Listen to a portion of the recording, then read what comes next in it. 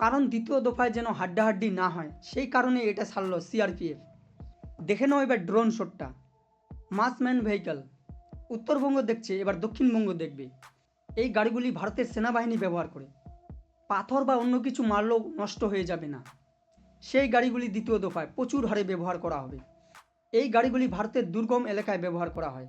পশ্চিমবঙ্গে দ্বিতীয় দফায় ভোটে এগুলা ব্যবহার করা হবে। ভারতের সেনাবাহিনী সিআরপিএফ টুইট করেছে, এই সব গাড়ি দ্বিতীয় দফায় দক্ষিণবঙ্গে ব্যবহার করা হবে।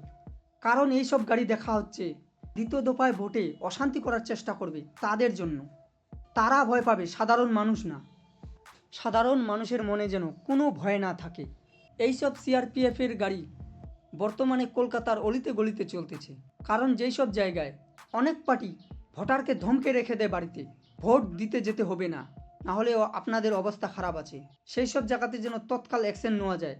সেই জন্য সিআরপিএফ চারিদিকে টহল দিচ্ছে, মানে কিভাবে অ্যাকশন করা যায়, কিভাবে অ্যাকশন নেওয়া যায়। মানে এবার ইলেকশন কমিশন সব থেকে সুরক্ষা দেওয়ার চেষ্টা করছে সাধারণ মানুষকে, যেন প্রত্যেকেই ভোট দিতে পারে। এই সমস্যার সিনসিনারি দেখে আপনাদের কী রায় কমেন্টে অবশ্যই জানাবেন।